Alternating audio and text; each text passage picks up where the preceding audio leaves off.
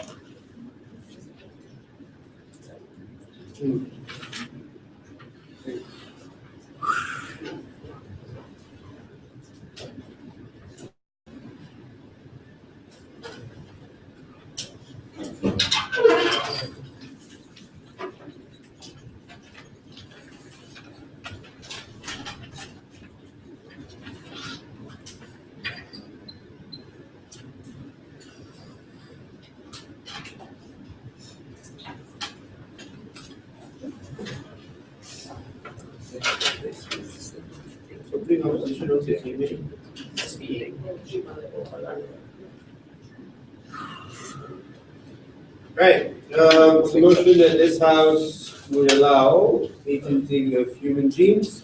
I'd like to invite the Prime Minister to defend the case of Sands and a here.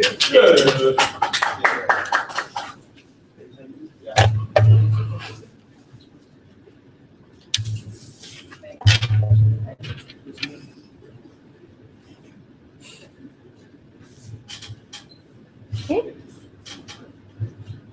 The reproduction of human genes happens via 2 ways. Either A, copulation, so you have sex, or B, via science. This debate is about restricting reproductive rights to only the former and banning science from having partial ownership of your human genes. So 3 things to look at within your setup. Number 1, let's look at status quo. We think status quo already practices ownership to your genes and we want to restrict that. A, they do it via altering genetic compositions via having designer babies, or B, they do artificial insemination where you can create the genetic product and then plant it to a surrogate mother, and then you get to decide how the outcome of that genetic data happens. In status quo, we do it to animals like sheep for Dolly, but we think this debate has to happen sometime in the future as well, where this technology is possible to recreate another human being with the exact data composition, genetic data composition that you want, and this happens via the Human Genome Project, Mr. Speaker. So secondly, let's look at what policy we want to have. So A, we want individuals to have the ability to patent their own genes. Therefore, your genes cannot be reproduced without your consent, and it limits reproduction to only copulation, in which you have to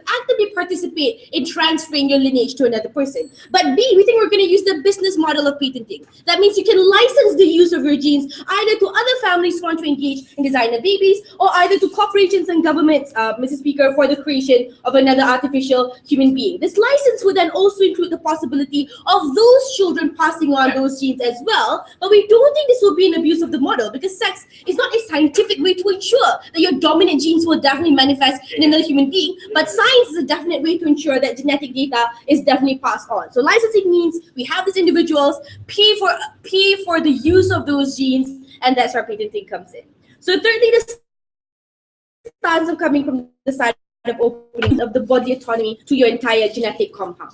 2 arguments coming from my speech. Number 1, we want to restrict the scientific abuse of reproductive rights. Secondly, we think patenting is the only vehicle to obtain body autonomy over your own genes. Let's look at the scientific abuse of reproductive rights. A bit of background here, because scientific advances typically means they create moral and ethical concerns that transcends the limitation of the law, because we cannot regulate them unless we know this technology even becomes available. That's why when we have technological breakthrough like stem cell research, then only we can have regulations such as breaching moral boundaries and stopping stem cell research to only certain areas. So the genesis of this entire debate is that we have genetic mapping where some people have better resistance to certain kind of diseases, and that's why like some bodies can deal with malaria or cancer better, and corporations want to have more research on it. What we think this policy will essentially do is now individuals who actively contributed towards that genetic pool will now be compensated with the worth and value of their compensation. If by right your body cells combats malaria better, then that recognition should be recognized. But under status quo, what happens instead is you create a scientific abuse, because at the point in time you surrender your genetic data for some survey or for some voluntary work, it is then inducted into the scientific database, of which you lose the entire ownership of your genetic compound. We think that's inherently unfair when we have commercialized the use of your own genetic data. So here's the principal justification of why you own your lineage, because we think ownership of lineage lies with final individuals within that lineage carrying those genes. That's what happens in time immemorial. You delegate the fate of your entire lineage to the current individual living within society. What we need to do is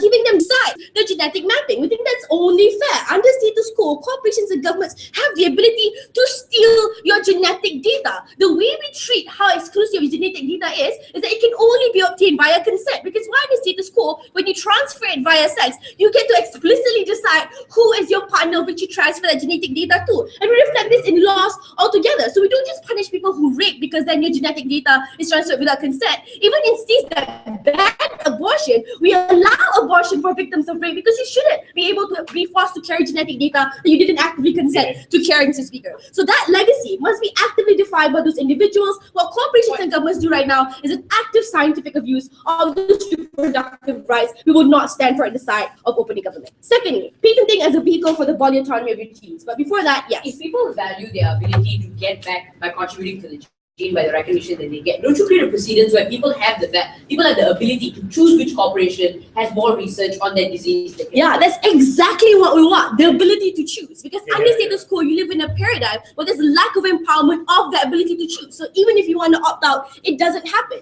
Why do we think this is necessarily better? You create a balance of rights between passing on your lineage for societal good and scientific good as well. So they have the option to forward a lot of benefits that they would probably want to achieve by the contribution of the genetic pool, but you also give autonomy to individuals who actually own the genetic pool. It's a far better protection of both people. Let's look at two levels between patenting being the vehicle of bodily autonomy. Number one, we think this is an empowerment of reproductive rights, and we think the way government treats reproductive rights has always been a secret, inalienable version of rights. To show this, states must always assist the ability of individuals to carry on their lineage in a way that defines their identity, because reproductive rights are so crucial to identity formation. If we don't do this, it alters the perception of self-worth. It alters the ability they're able to interact with society, because that person that you're carrying on to defines your legacy and defines how you view your genetic data as being worthy within that pool, genetic pool contribution within society. We think they should have active autonomy over who gets to carry on their legacy and who gets to carry on the identity of their lineage. But B, within reproductive rights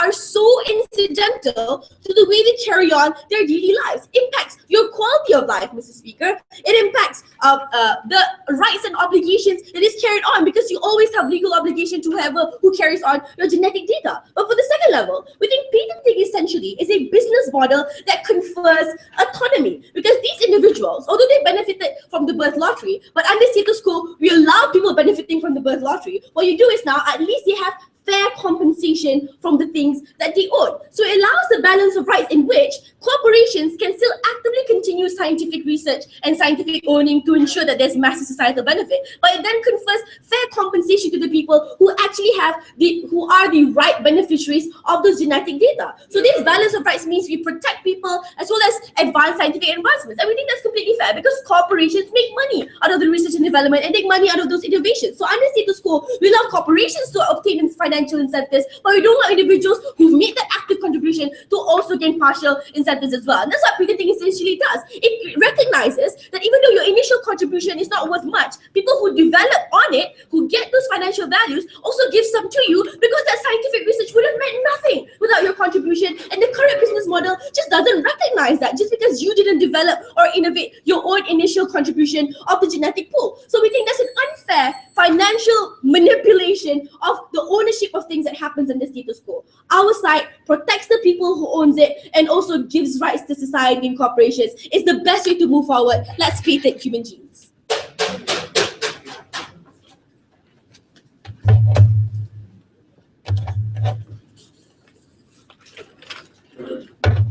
I'd like to thank the Prime Minister.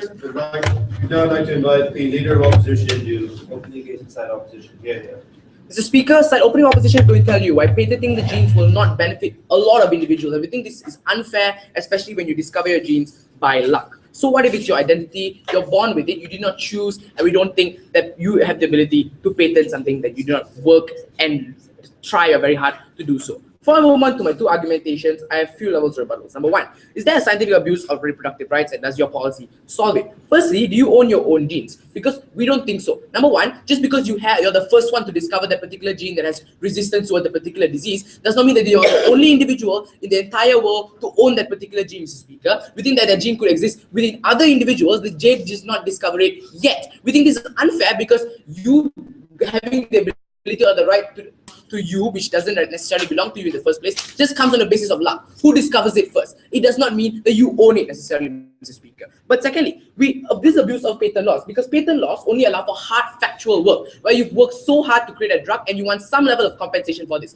This doesn't exist in status quo, Mr. Speaker, because you got your specific beautiful gene based on luck, because you were born in that particular family, you were born with that specific combination of genes. We don't think patent laws should be abused in this manner, by a manner of luck. We don't think that this is fair. No, thank you. But secondly, will patent laws benefit science in this particular scenario? Because we have to concede that these beneficial genes, like how these genes have specific resistance to specific diseases, are extremely important for a lot of individuals who don't have A, medication to protect themselves in severely poor nations, or B, when they don't even have their own resistance to these bodies, when diseases are extremely rampant. When you have these patent laws, you take years and years before you have corporations with the ability to experiment themselves on the particular gene and benefit a lot of individuals. I'll take you after this, Mike. Benefit a lot of individuals in status quo. We think this is unfair and selfish for you to do so. We think that it's not right for you to allow patenting to happen. But secondly, we think that the science and development will never help it, because you have a specific gene that everyone wants. You will not necessarily want to allow it for grabs, right? You will not just simply willingly give it away, which is why you'll try your very best to keep valuable to you. We think that in itself is harmful. Before I move on to my argumentations, yes, ma'am. You also didn't choose your race, gender, sexuality, but that forms your individual identity, and that is for protection by the government. So why is the birth lottery an argument against body autonomy? Yeah, so you don't choose your sexual identity or your race or your religion, but in these circumstances, we don't allow you to patent something of that kind in the first place. But in these circumstances, it's something that you're born with, similar to how we only allow patenting of drugs, where you've worked years and years for it, and you want some level of compensation to get back the money that you spend on R&D, which is why it's fair that we allow patenting in status quo, but not in this manner to begin with. Why is it important to better the lives of individuals? There are two types of genes that we're going to talk about. Number one, the genes that are necessarily harmful, that could cause diseases, that have flaws in them, or cause bad characteristics of behavior with a person, like the B6 gene, who is resulting in most people becoming slightly more evil than others, who are more likely to commit crime. This is a scientific fact. But secondly, most importantly, there are good parts of the genes, replicable and beneficial genes that could help other parts of mankind that we want to control to do so. Why, when you don't have these kinds? No, thank you. When you don't have a patent law, corporations still want to try their very best into these kinds of things. We think it's important that they do. First of all, we think that they'll still do it because A, they get some form of revenue in the first place. They will not just try their very best to ignore it. But number two, they get fame as well. So they'll try their very best to do so. This is particularly important when you don't have a patent law, is that you allow corporations to compete to get the best form of gene and the best form of outcome that you get from a particular gene in the first place. But the second piece of analysis that I have in this debate, when you force individuals to limit the ability of freedom of choice for the betterment of society, firstly, the state limits your right to choose over your own property for eminent domain, because there's a benefit to a large number of people. When you want to build construction or roads, we still take away your house regardless of your consent, because we understand that the needs of the many outweigh the needs of the few. But secondly, we restrict media during the times of an emergency or a crisis, because we don't want panics during a national emergency, because we understand although you have a right to information, the rights of the many again outweigh the rights of the few. Or thirdly, we justifiably tax the rich much more than we tax the poor, because we understand that even though it's a limitation of your own choice compared to other people, it's a beneficial outcome that we help other individuals to in this decade. Why is this a bad precedent? It shows that it's okay to be selfish in status quo, where you have the ability to control something that you never worked for, that you were just born and just got lucky, Mr. Chair. We think it's unfair for this precedent to exist. I'll take closing if they have one.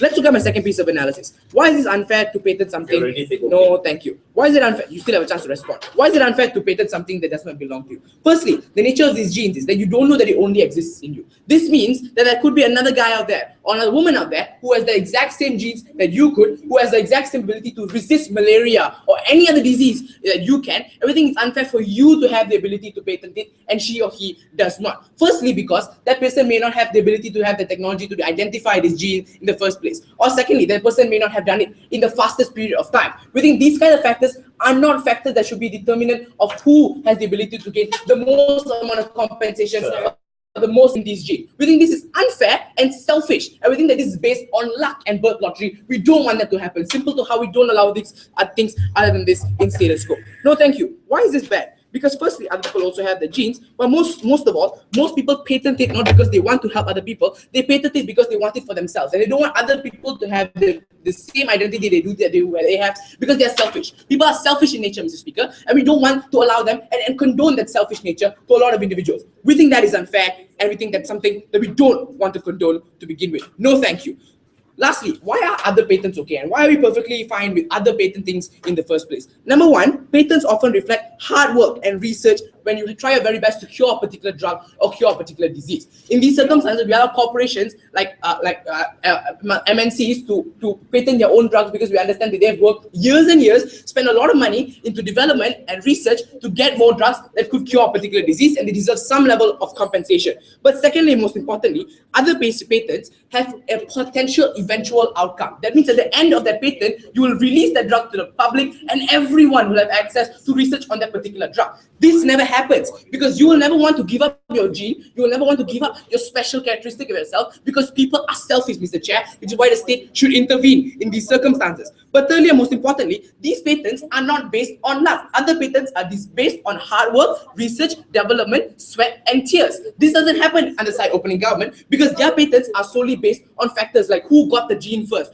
or who had the technology to figure out something first. Not something that innately belongs to you but could potentially belong to other individuals, Mr. Speaker. Mr. Chair, opening opposition believes that this is something that's unfair, it's selfish. Under our model, we allow many people to benefit from them, but under their model, just giving compensation for someone who is selfish. We're not willing to stand by this. Thank you very much. I'd now like to invite the Deputy Prime Minister to continue the case for the government. Mayor here.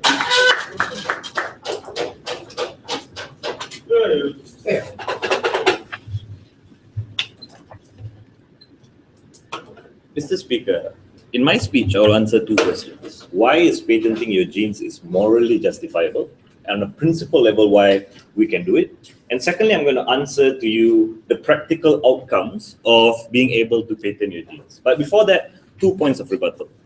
The leader of opposition argued that you don't own your gene because other people have it too. It's not fair because you discovered it first and things like that. We think that if your problem, and they consider that it might be able to help people on the ground and stuff like that. But if that's the case, then you shouldn't allow pharmaceutical corporations to patent drugs because drugs help people on the ground. So if their worry is to help humanity, ladies and gentlemen, then pharmaceutical corporations shouldn't be allowed to patent drugs or make money out of drugs that they create because it helps people on the ground. We also think that you discovered it first as compared to other people means that you should have absolute ownership over your discovery. Sit down. Because if that's the case, nothing is created, ladies and gentlemen. Ideas is out there, you discover them. And that's the logic behind why we credit people for this discovery, ladies and gentlemen. Secondly, they said that the birth lottery is not a reason, or you are not able to make money out of things that you didn't choose or you're born with. We disagree with that. When in liberal democracies, when you donate an organ or when you donate sperm, for example, something that you're born with, you're able to profit from it, ladies and gentlemen. or if you're a sportsman and you have resistance to you're stronger, or if you are born beautiful, you are able to profit from it when you become a professional sportsman, or you become a model, or Miss Malaysia, for example, ladies and gentlemen. We think that people are always able to profit from what they are born with. If you're born rich, then you will probably have a better life, and we don't force rich people to live with the poor, or force them to not be able to progress within society for the sake of fairness. We think that the birth lottery it's always a justification for you to profit, ladies and gentlemen, because we think that other people are able to profit from the way in which they're born as well, because it's diverse. So you may have a gene that is able to cure malaria, but other people may have other genes that are probably able to advance themselves within society. So we think that it's not like there is an asymmetry of power between these people, ladies and gentlemen. Genes is open to the public, and they are able to profit from it. But before I move on, I'll take it. Sure, people benefit from the benefits that they get from being in the birth lottery, but those are unregulatable things that we regret in status quo. Why can't we try our very best to reduce that kind of things? Okay, if that's the case, then you are making an argument to abolish patents, because there's no such thing as acquiring or creating an idea, ladies and gentlemen. Everything is available, you discover it. If you went through the misery of going through diseases and find out suddenly that you have genes that are resistant to certain things, we think that you should be able to patent it, ladies and gentlemen, because you have ownership of it. But we think that the opening opposition did not respond to why it is morally justifiable for you to do it. Because, ladies and gentlemen, I argue to you that your gene is your identity. It determines your legacy, your lineage, ladies and gentlemen. And we don't think people should be able to steal that away from you, especially people that you don't have control of. Let's say I'm a nice guy, but I'm highly intelligent. I have a high IQ, for example. I don't want another person to have the genes that I have, ladies and gentlemen, if I don't know the nature of that person. He might have my genes and be able to abuse it in the manner that he wants. I should be able to have a choice of who should have my genes, ladies and gentlemen. I should be able to have a choice of who becomes like me. So, just like how I get to determine who I have sex with, just like how I get to determine whether or not I want to have a child, ladies and gentlemen, we think that this is the same thing. You are not able to steal away someone's gene, someone's body, someone's intellect, and reproduce it without your consent, because your identity should be exclusive to you, ladies and gentlemen. Your identity should be something that is of your own and shouldn't be able to be stolen by other people. And we think that's problematic. But secondly, we think that our model will create an incentive for people to share their genes, ladies and gentlemen. And this is important. This is the practical outcome of our proposal. Because right now, I may have genes, and I may have been able to resist things like dengue or malaria, but I now have an incentive to discover or find out and research about myself, ladies and gentlemen, because I know that I can profit from it. If you don't allow people to patent, you disincentivize people from learning about themselves, learning about their genes, ladies and gentlemen, in order for them to sell it and profit from it. We think on our side, you allow far more individuals to find out about themselves, because they know they can profit, they will want to share it. So if you want to save individuals, we think on our side it is better, because you allow people to find out about themselves, find out their genes, and sell it, and people will have access to it, as compared to that gene being confined to one particular body. I'll take closing. By patenting, it means restricting to get the patent, and why don't go for publicize? I didn't get that point. What do you mean, publicize? If what people want to access of your gene, they have to go for some laws to have access for your gene. Why don't you go publicize? You don't have an incentive to publicize it, because right now, without this model, right, I may be smart, or I may have a gene that is resistant to malaria, but I don't know that if I share this thing, I will be able to profit from it. If you have this model, ladies and gentlemen, we think far more individuals will come out, go to corporations, do research, ladies and gentlemen, to learn about themselves, to learn about themselves in order to share this particular gene to individuals. But what is more important, and we think, what's the time? 6:50. Okay, we think, ladies and gentlemen, they haven't answered the question of identity. Because if that's the case, you're able to rape someone because you want to create another person like you and let that person have a child. We think consent is ultimately important. Because if there's going to be another person like me out there, I should be able to choose whether or not that person exists. Because if not, ladies and gentlemen, my legacy, my identity, my lineage will be threatened. And for that reason, we propose.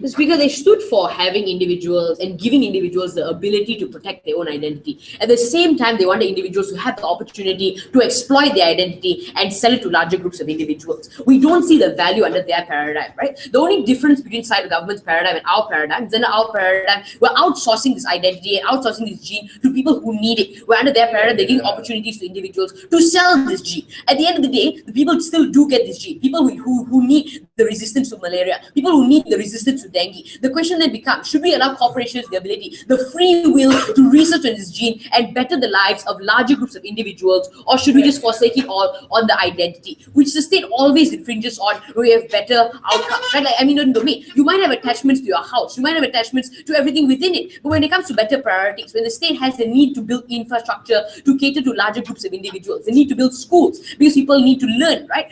That's when we draw the line. We need people to need a certain amount of benefits. Sure, you need to form your identity. But what about the other person, individuals who are struck by diseases, who don't have the ability to do that in the first place? You need, these are individuals who need that specific genes to carry out their lives in unnormal circumstances. No, thank you. But secondly, we think that the question then becomes of the legacy versus life, right? Because for certain individuals, surrogacy and designer babies are not an option because you might not live, or your neighbor might not be a person with their gene. Corporations have the ability to outsource this to larger groups of individuals who need this gene under their paradigm, where they give the free will to these individuals to just share it with everybody that they want. Any other individual who you're not related to or you don't know will not get the benefits of that gene. Even if you wanted to give it to that person in the first place, there's no other way of reaching that person, no other way of giving a collective good to larger groups of individuals. No, thank you. My third response, right? Let's look at this argument of giving individuals an incentive to look at their genes. Firstly, no, this won't happen, because if you already have an indirect advantage that no one else in the world has, from under most circumstances, people have a need to hoard it. If you're genetically smarter than everybody else, you would prioritize that. If you're a scientist per se,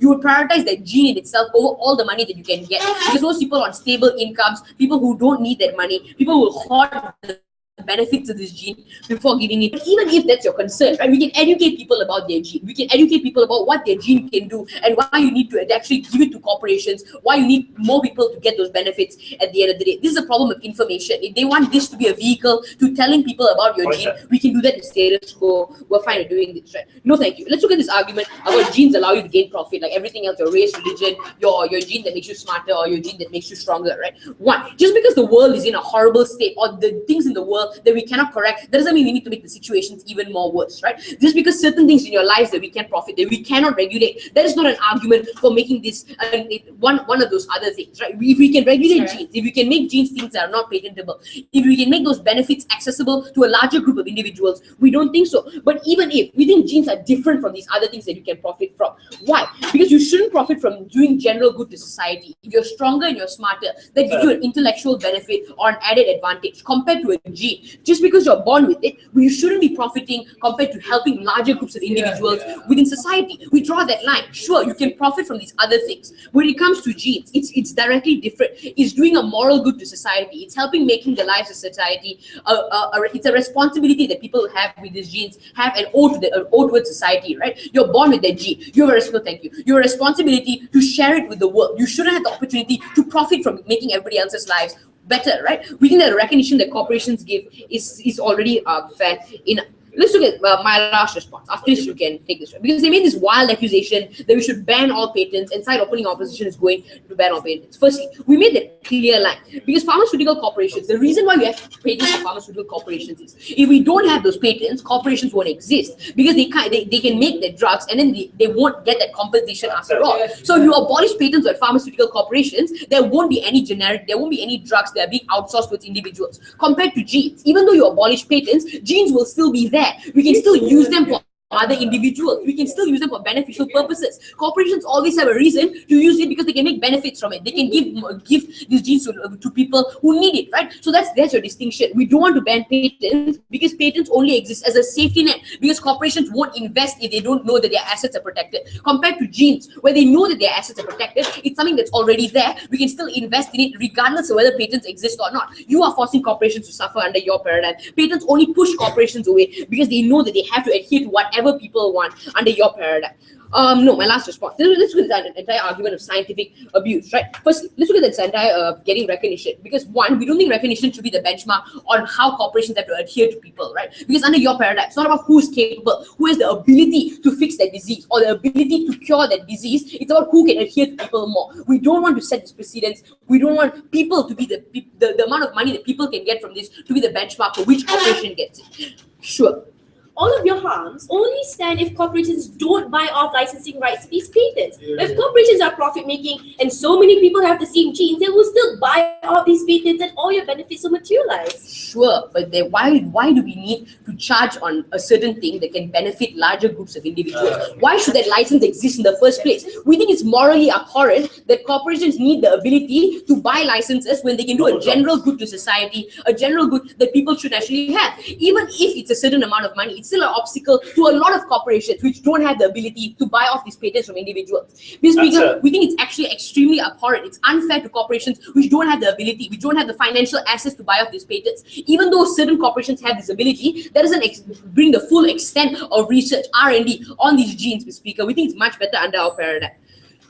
First argument, why people shouldn't have the ability to value and assess the value of their gene. Firstly, people value their genes on few certain needs, right? Emotion. People that don't have full knowledge of what their gene can do and how it can help other individuals. Even if we could educate most amounts of individuals, this still doesn't help us as much as corporations investing into these genes. When we handle the ability to research on this gene to corporations, we are adversely helping a larger groups of individuals. So people with emotions will only want to help to certain causes. So if your gene doesn't fit your cause that you want to help, you wouldn't give those genes to corporations. You would only give it to corporations that can do things that you will want to. If corporations are as manipulative as they say, corporations will now have the ability to manipulate people into believing that they're doing good and then buy off their gene and still do all the harms that you want to happen under your paradigm. Because if corporations have the ability to manipulate people, now they'll just do what people want them to do and still carry out all those extra harms that will still happen. Secondly, people value their assets by recognition. Under your paradigm, how much you get from the gene, how much a corporation can advertise, or how much a corporation can value your contribution will be the benchmark for which corporation.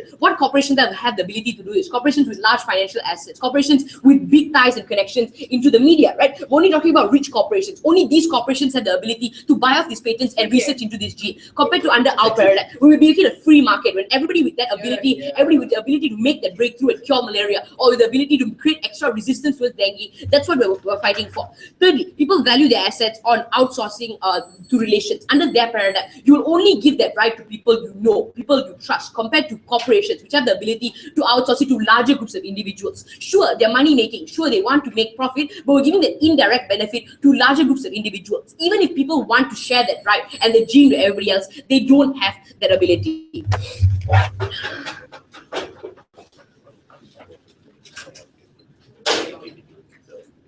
I'd like to thank the Deputy of Opposition for having up the opening half, and I'd like to invite the Member of Government to raise closing half.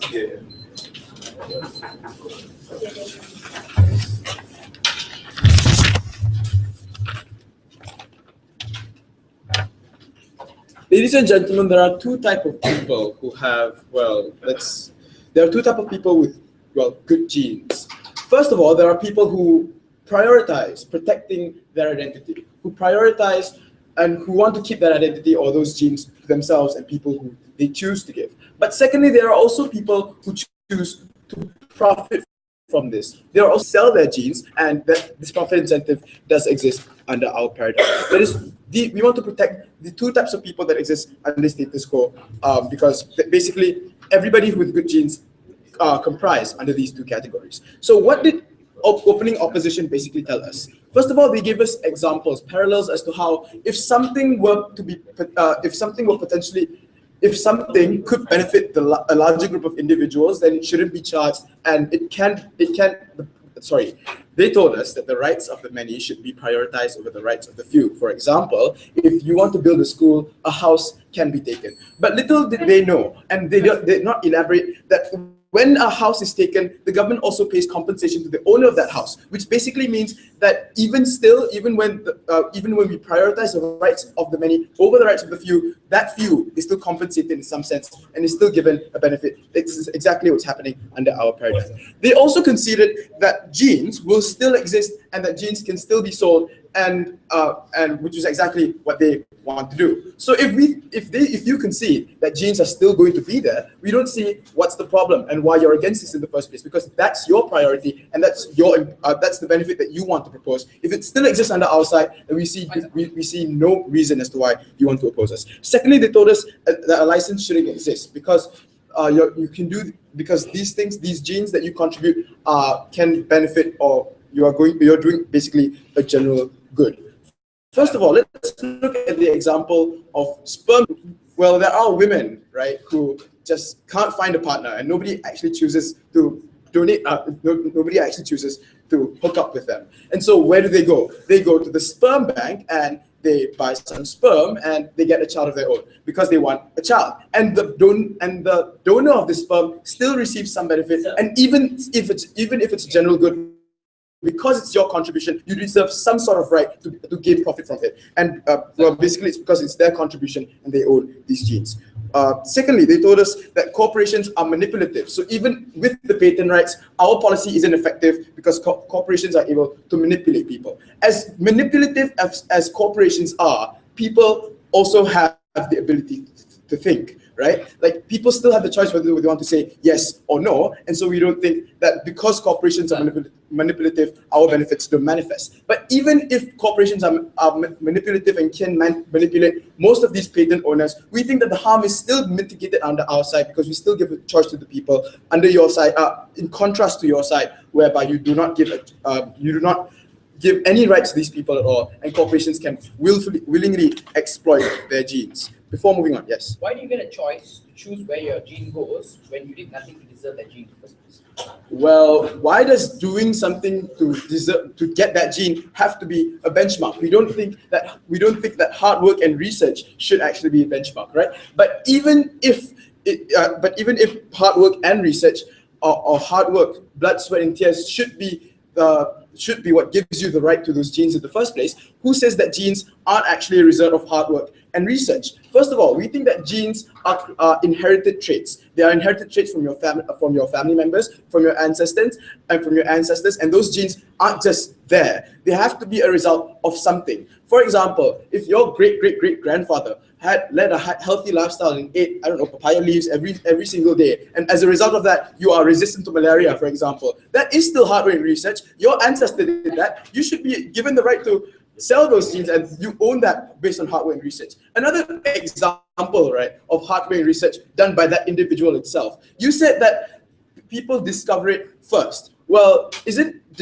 actually having the effort to discover your gene as some form of hard work, effort, and research? If you didn't discover your gene, then that gene couldn't benefit anybody at all. Well, before moving on to my extensions, yes. In your best case, we're willing to take away this gene from you even without any compensation, but to benefit a large number of people who are suffering daily. What do you do for the large number of people who don't get anything?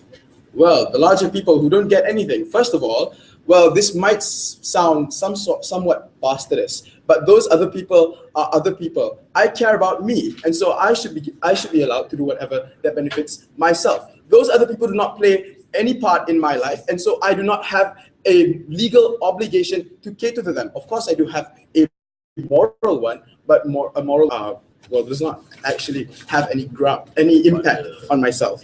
So I'm going to explain to you and analyze deeper as to why there is a greater incentive to contribute to scientific research and why is it good. And secondly, I'm going to explain to you about the importance of the identity of a person. So why is there a greater incentive to contribute to science for these individuals to contribute to scientific research? First of all, as explained earlier, when you have patent rights, you also have the ability to sell your genes. And yes, we can see in opening opposition that humans are selfish, but there are two types of selfish humans.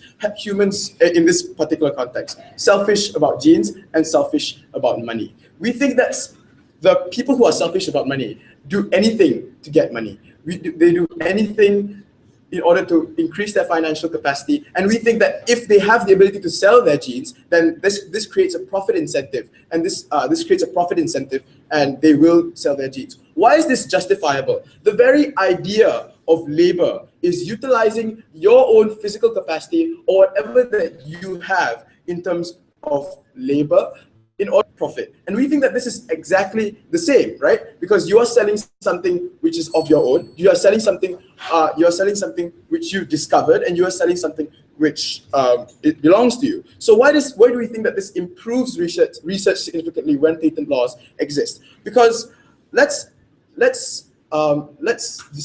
distinguish between something that I found and something that I bought. Which one is more valuable? Of course, the latter. Why? Because I have earned through, which is something that I have earned through hard work, effort, and my own money. This means that when corporations buy genes instead of just take them from people, this creates a larger incentive for companies to research, to improve research, and this creates a larger incentive for companies to improve research. And out of that, you can benefit the larger number of individuals, even without the contributors, even without people willingly contributing, even without companies willingly exploiting other people's genes. Thank you.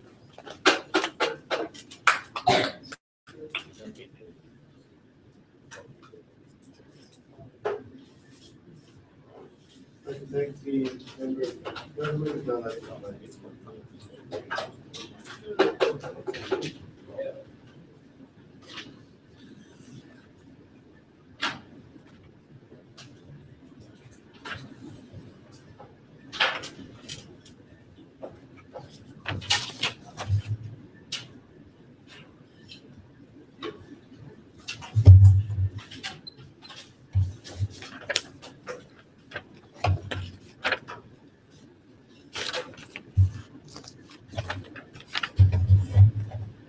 Mr. Speaker, it's nice that these individuals get to choose who to sell their genes to, right? Which corporations they want to sell their genes to. But that's just the problem.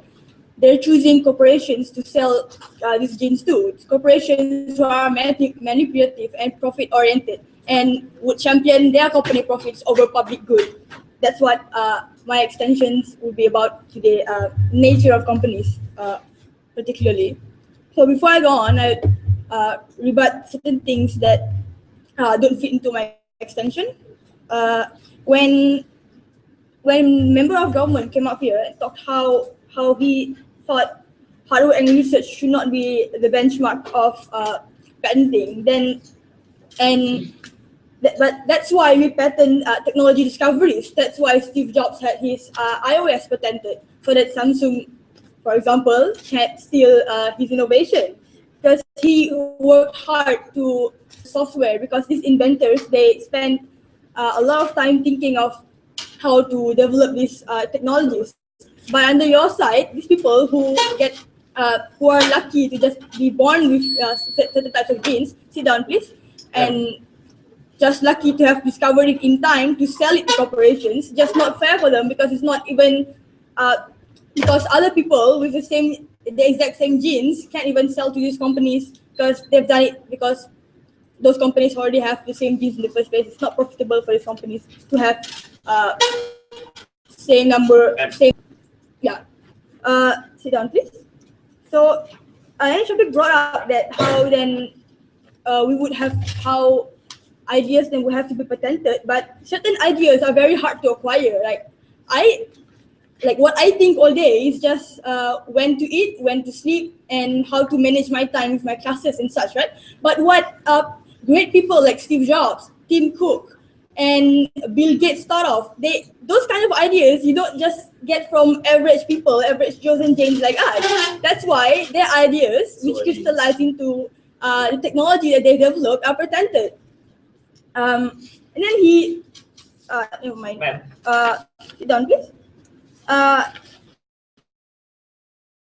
Now I'm going on to how there's an inequality in outcomes under their side, right? Because now you get to stamp a copyright on something if you discover it in a early period of time before anyone else did. Pretty much like how Columbus discovered America by luck, for example. Then you claim ownership on something you don't own absolutely because other people have it either. It's a birth lottery, right? So, and now you get to choose who has your genes. You get to sell it. That's the problem here is there's no equality in outcomes because not everyone gets to do the same thing. Okay, maybe they can try to sell it, but would the companies then accept to buy these genes from them when these companies already have the same genes? Why would they waste money on the same genes? Anyway, because they already have the same thing. Sit down, please. My second extension, how I explain to you nature of companies under two levels of analysis, right? First, how they are profit-minded. So typically, company would champion their profits over public good. So it's not necessarily good, since how they get profit is a bit tedious. Say someone wants to use a particular gene for their own R&D, right? That could benefit mankind. Now this person will need permission from these corporations, and then from then on, there's a tedious process to get this permission from those corporations. On second level, patenting stifles your research, right? Because they charge you for a really high price, and also now scientists would fear lawsuits from these companies. They would think twice or thrice, or I don't know how many times they want to think about it, but now they would fear lawsuit from companies and would be less incentivized to continue research and development. So before I go on, yes, Shafiq. If your goal is to save people, why would people have any incentive to learn or know about their genes if they can't make money out of it? Where do you find these genes then? We publicize it. Because we publicize it, and it's easy for them to gain access to these genes, and it's easy for them to continue research and development, and then people can learn about their genes if they want to. If you put money on it, not everyone gets the same access because now they have to pay for those genes. Not everyone can afford the monetary value you have stamped on these genes, Mr. Speaker. So back to my second level of analysis, how patenting stifles research for scientists, right? So they will now be less incentivized to continue R&D because not only do they have to deal with the possible lawsuits that could come from their experimentation. Maybe corporations don't like the way they do things and would file a lawsuit against them when they're experimenting, and also they have to get it for a high price in the first place, which possibly they can't even afford it. So now you restrict access to only rich scientists that could afford it, right? Or maybe scientists of your own corporations that would then continue to sell those genes give a permit for people to use it at a higher price, which is not affordable. So certain scientists that have the same capabilities of scientists that work under your corporations, who have the same capabilities to achieve the same medical breakthrough for mankind, now can't even afford to continue their research and development. And we think that's unfair because we believe that restricted access happens under your side and it impedes research and development. And now the benefits you have fought for can even crystallize under their side, Mr. Speaker. And therefore I beg to oppose.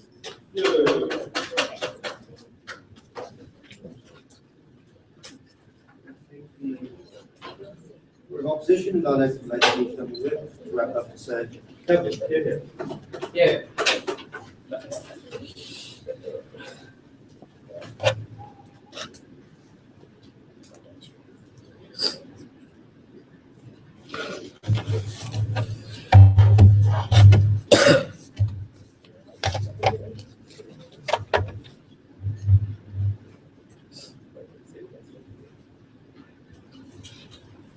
Well, I have two issues in today's debate that takes most of my attention. Now, I move on to the first issue, which basically revolves around that patenting needs to be about hard work. Well, we do consider the fact that patent needs to be because of hard work, but you need to consider that parents, that ancestors, that we inherit that genes probably live a healthy lifestyle during their past days. So because of that lifestyle and because of that hard work, in the end of the day, we get to inherit that kind of genes. So we tell you that's already a hard work for them to lead that healthy lifestyle. And also, because you keep on harping that it doesn't have hard work because it's just luck that you just discover. Well, the first thing in science, there is no such thing as luck. It's called serendipity. It is called the surroundings. Because you look hard enough, then you can find this. You can discover something through your surroundings. Because when you discover your genes, it's already a form of hard work for you, because not everyone is giving a damn about themselves and trying to find out about themselves. So finding out about yourself already considered a hard work, and also justified for you to be considered to patent this thing in the first place. Sit down. And also, moving on, already clarified with the first issue. That's why we tell you that we won in this issue. Moving on to the second issue, where they tell us that it has to benefit most of the people. Now, first of all, right now you're creating an incentive for the people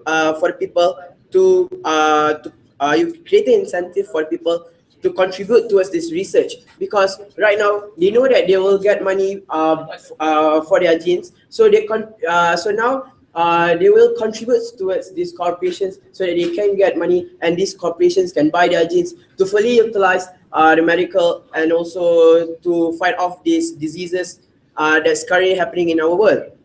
But also, before that, Your expensive license that you have may be able to be bought off by big MNCs, but they can't be obtained by smaller corporations. Why should we reduce the free market of ideas when a bigger market can help much more people? I don't understand, Karen. No, big corporations can buy your patents away from you, but small corporations cannot do that. When small corporations are in the market, more people have more ideas and better drugs to help combat bad things. So why is that?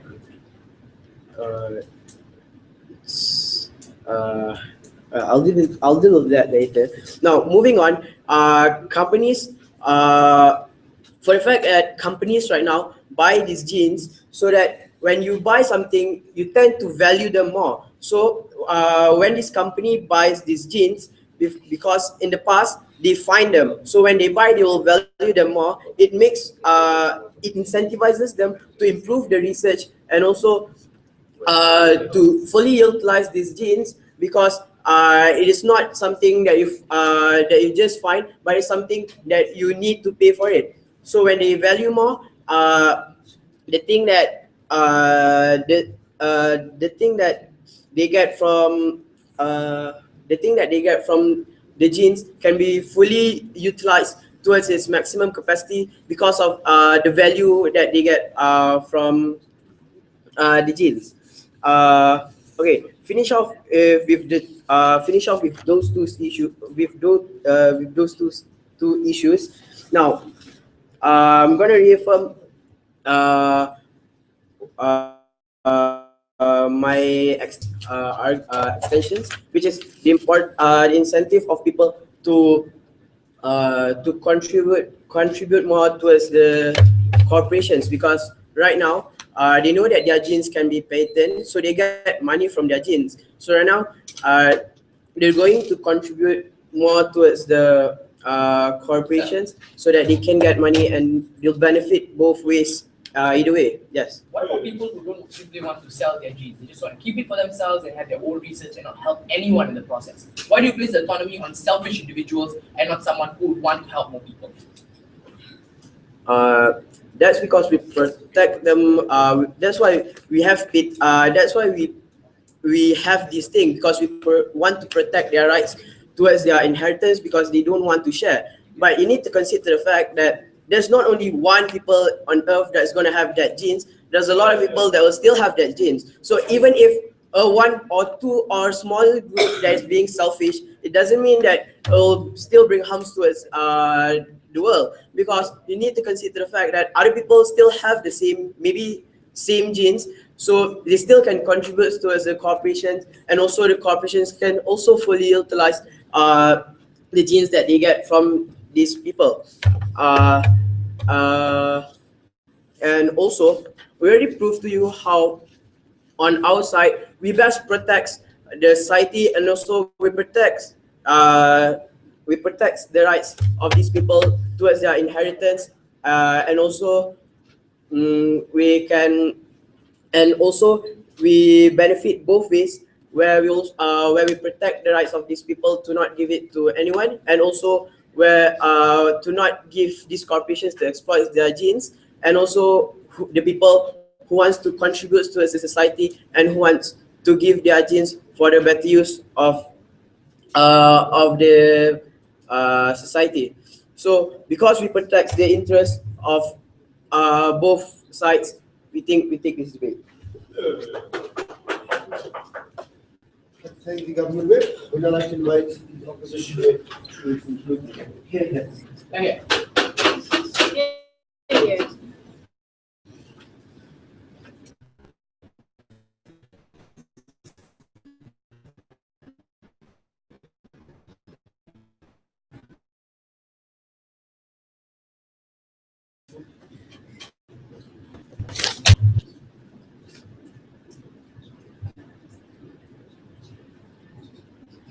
Mr. Speaker, what side government are proposed? Side government are trying to propose like what happened in Resident Evil, whereby Umbrella Corp only have the vaccine to cure the zombie, right? By patenting it, it makes difficult for us to do the research and to get cure of the disease. Mr. Speaker, side government are very confused, Mr. Speaker. Now, what I would like to do in this debate, number one, I will rebut the side opposition point. Number two, I will give out the clashes, and number three, I will affirm the point coming from side government. The speaker, first rebuttals to side government.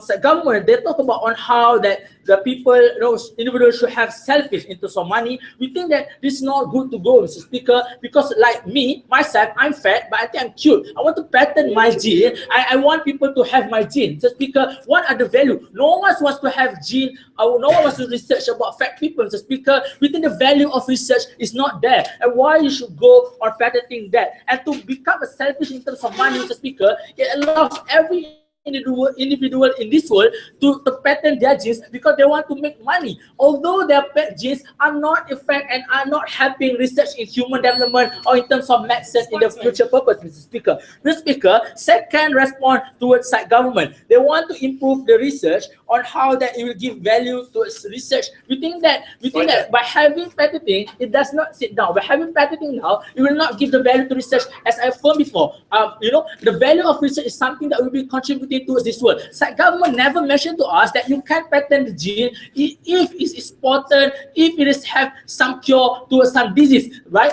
But they allow us to patent genes for every individual in this world. So it makes that every individual in this world will want to patent their genes because they want, first of all, they want to make money. Second of all, they think their genes are important, although they are fat and no one wants to research about their genes, the speaker. And third of all, side closing are confused with side opening, the speaker. Side closing consider the fact that it may be that two persons have the same gene. So what's the problem of that? But Shafiq has told us that if I have that gene and I want to patent, I don't want any person to have that gene patent, so that's why I go for patent. We think that side government are confused, right? But side closing are really clearly shafting the side opening, the speaker. The speaker, done with the rebuttals to side government. Now let's move on to the clashes of this debate.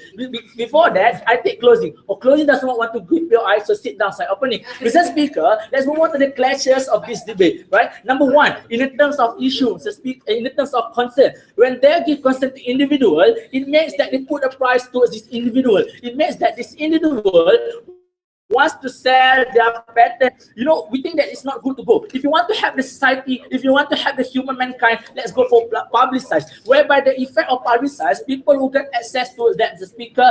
And why should you give consent to individual? It means that individual becomes selfish and they think that their gene gonna change the world, although their gene do not bring any effect to this world, the speaker. In terms of consent also, it makes that these people think they're exclusive, right? Whereby as human, we are all the same. To provide an equality towards human, let's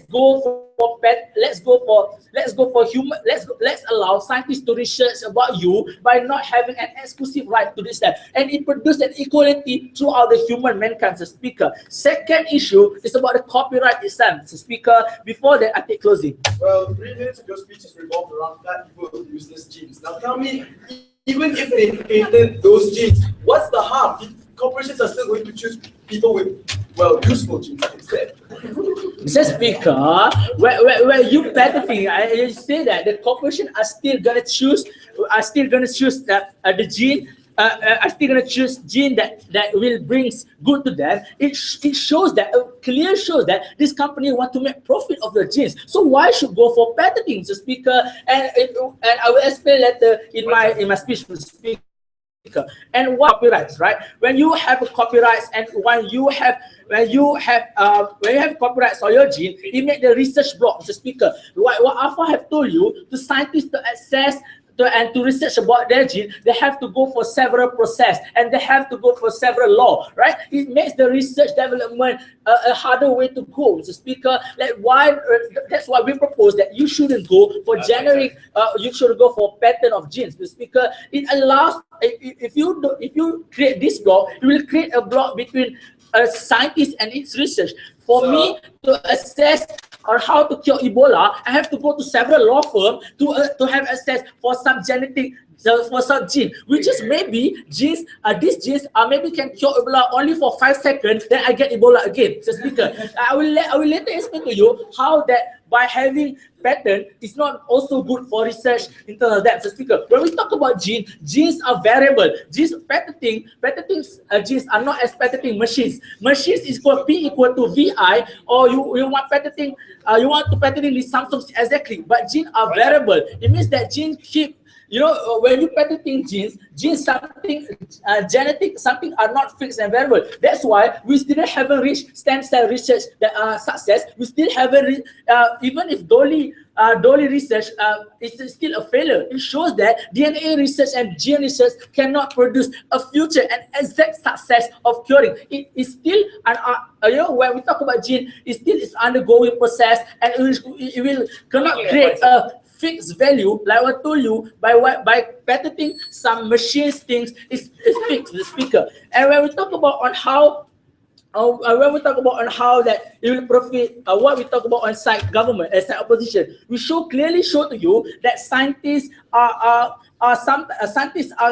not allowed to have research to this pattern because they have to go several process. And second of all, we show to you on how this company have make it profit as that they make own right. Like what I compared on how umbrella corporations make their rights towards, or people want to have access to the genes. It shows that this company only think about the price, and we think that, and overall in this debate, we think that the morality of people, that when you put a price to humanity is lost, the speaker. That's why we think that.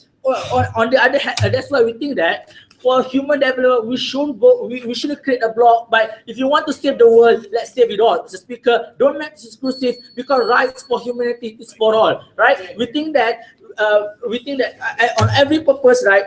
We don't have to block people to get the access, and we think that if you want to save the humanity, let's save all. Vote for opposition. Thank you very much. Thank everyone. Professor Flossie. Good job. After this, you